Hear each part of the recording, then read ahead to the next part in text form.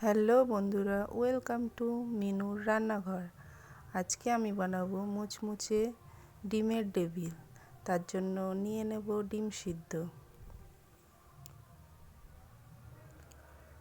এবার শুকনো কড়াইতে দিয়ে দেব শুকনো লঙ্কা, ছোট এলাচ, ডালচিনি, গোটা জিরে, গোটা ধনে দিয়ে ভালো করে ফ্রাই করে ভেজে নেব। ভেজে নিয়ে এটা গুঁড়ো করে নেব। তারপর কড়াইতে দিয়ে দেব তেল। এরপর একে একে আদা কুচি, রসুন কুচি দিয়ে একটু নাড়াচাড়া করে নেব। তারপর পেঁয়াজ কুচি, লঙ্কা কুচি দিয়ে আবার একটু নাড়াচাড়া করে নেব।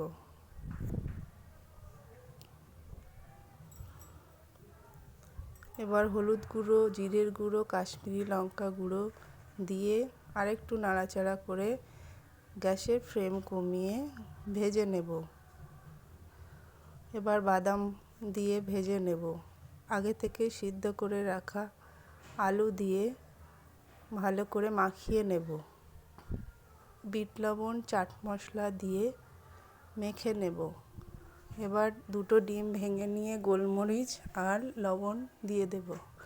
কর্নফ্লাওয়ার দিয়ে নেড়েচেড়ে ডিমের মধ্যে গোলমরিচ, লবণ দিয়ে আলুর পুর দিয়ে গোল গোল করে চপের আকার নিয়ে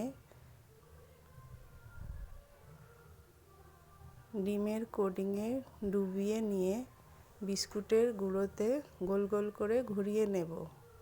তারপর কড়াইতে ভাজা করে নেব।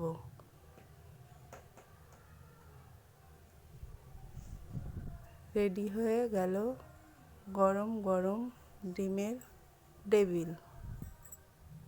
একবার খেয়ে দেখবেন।